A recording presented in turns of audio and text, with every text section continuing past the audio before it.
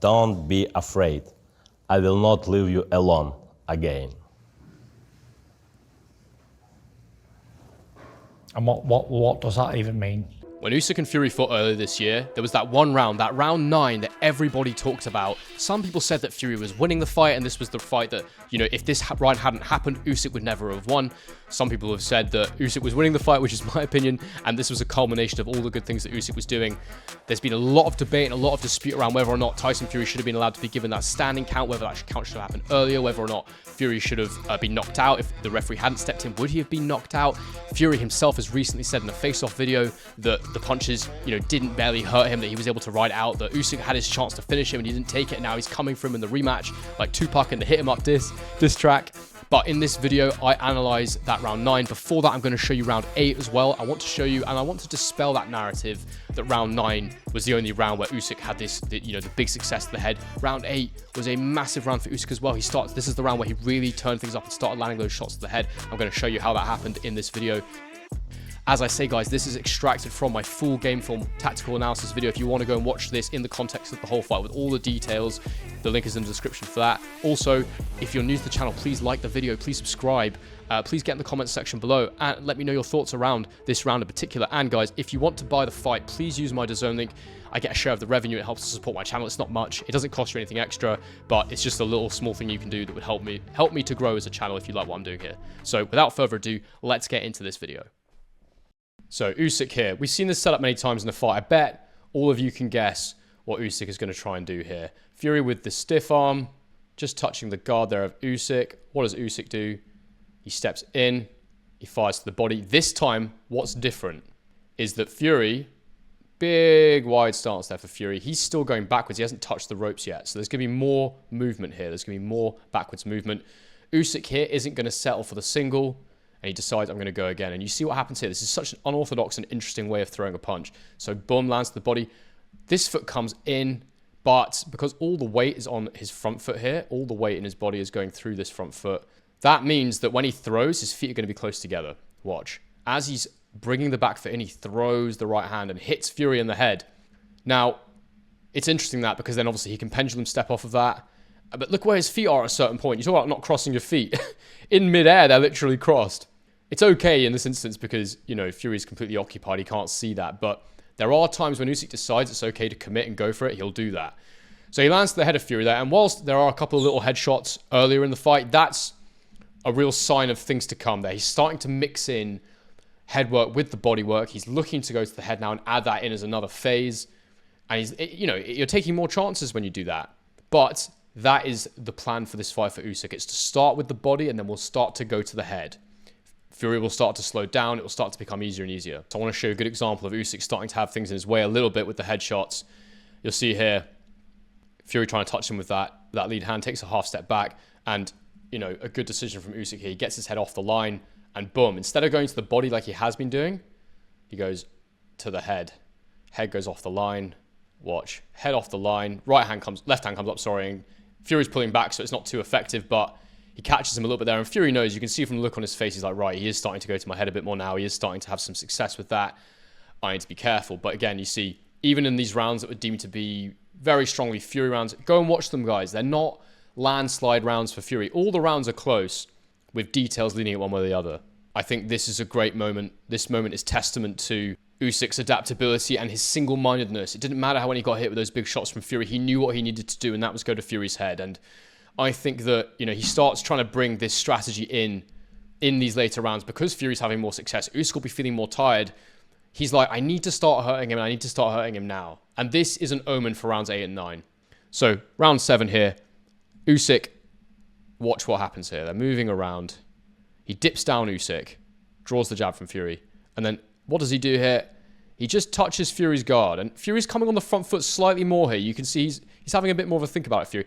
Touches it, and instantly he throws this sort of, it's not a straight left, it's also not an overhand left, but the way that Usyk's body mechanics work, it's like an overhand left, the way he gets his right shoulder down to create this sort of rotation point for, you know, for the left hand to come out over here. So watch, rotates round, boom, fires that straight left hand and catches Fury clean. And that is a good shot. Going to head into 8 and 9 now, and I'm going to show you where this is where Usyk really took over. And I want to debunk this sort of narrative. People saying that Fury was... I mean, I've seen comments where people said Fury was comfortable and easily winning the fight until round 9 when Usyk landed that one shot. Absolutely ridiculous. And if anything is evidence for that, it's round 8.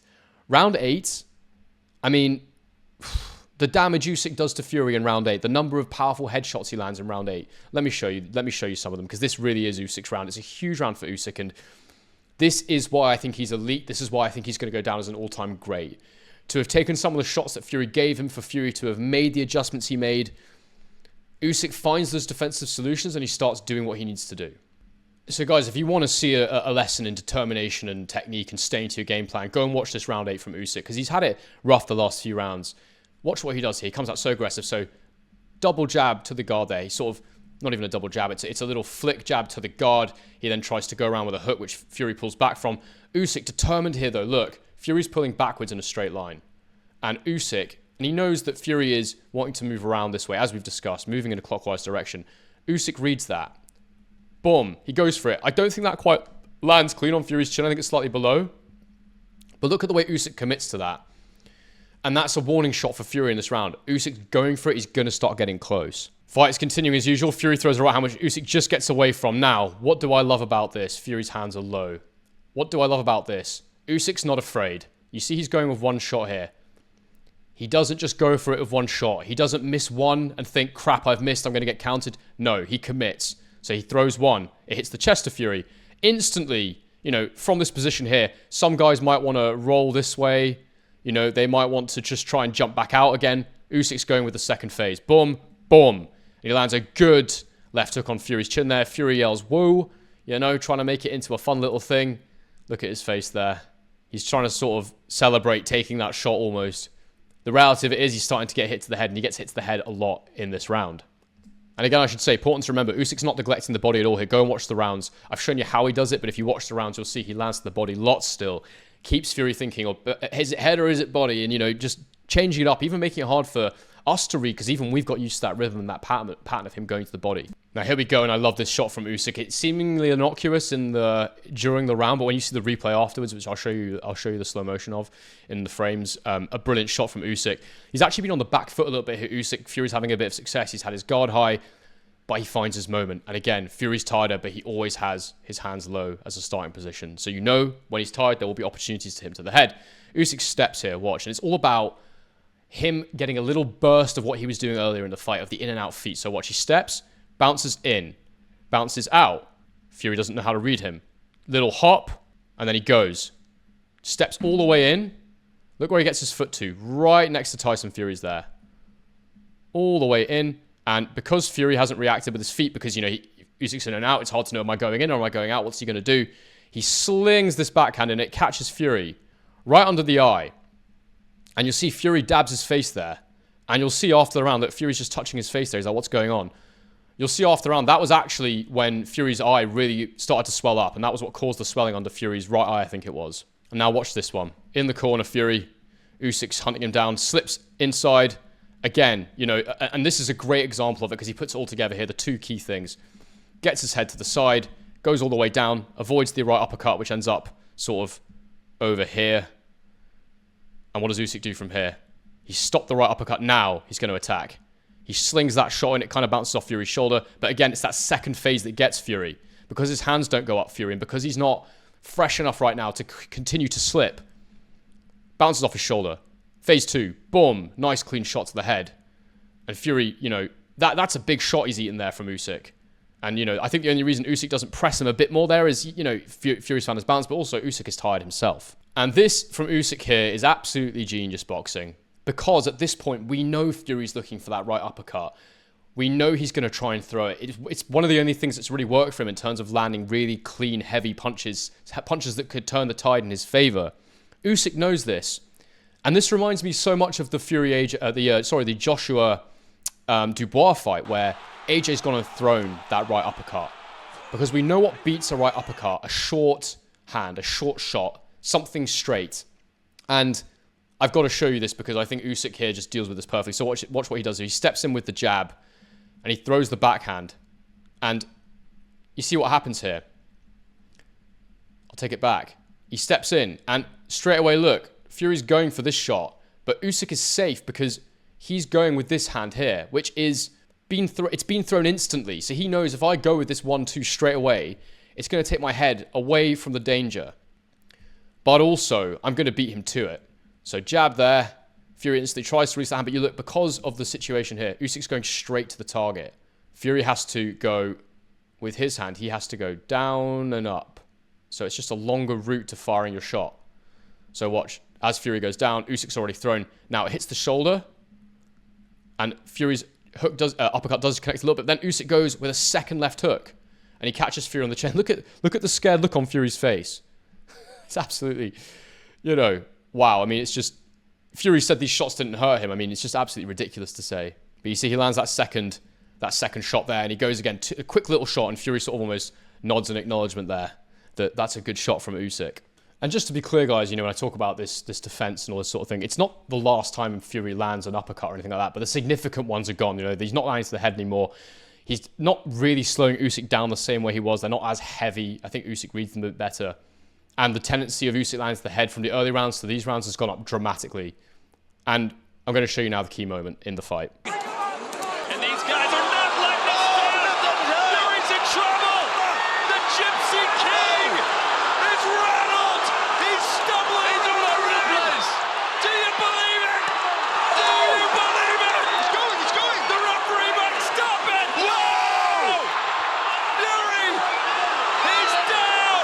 The corner knocked out. You'll see here, it's something he hasn't really done much in the fight, and it's a big mistake. It's a big mistake from Fury, and this is one of the reasons that Usyk gambles here, is because of what Fury does. So Fury goes with the backhand on the guard, and then he goes with a little left uppercut. But when you watch it at full speed, he does break the guard there, Fury, but you'll realize these are pitter-patter shots.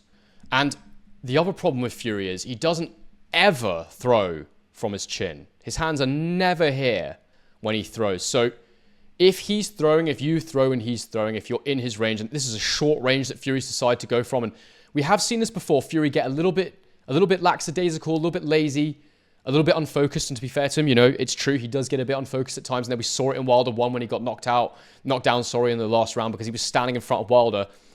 He does a similar thing with Usyk here. He commits in close range, which he can't do with Usyk because Usyk is better in close range than he is. He lands harder in that zone. And you see here, Fury, little pitter-patter shots, goes with the right hand. As he goes with that right hand, Usyk knows fundamentally, because of what Fury is, that shot comes in. The second this shot comes in, I know the second that shot lands, there'll only be one thing in Usyk's mind, okay? Get my head outside this shot and throw over this hand because it's not going to be there. He is not going to block that. So what does he do? Instantly he goes, boom, lands that shot. Fury's all right, but again, what do you do next? You go with the next phase because again, what do you know to be true of Tyson Fury? His hands are probably going to be low and not at his chin, especially at this stage in the fight. Boom, huge left hook from Usyk, and look at Tyson Fury's face. This is when he shakes. This is when he falls back onto the ropes. And that's when he has to cover up with a high guard, which he used very, very sparingly in this fight.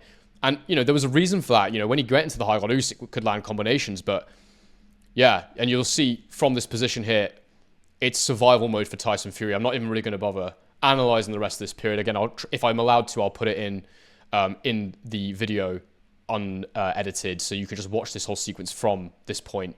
I think I'll have it at the beginning of the sequence, to be fair, but that's the shot that sets it all off. And from there, Usyk on the front foot, chasing Fury around the ring, super accurate.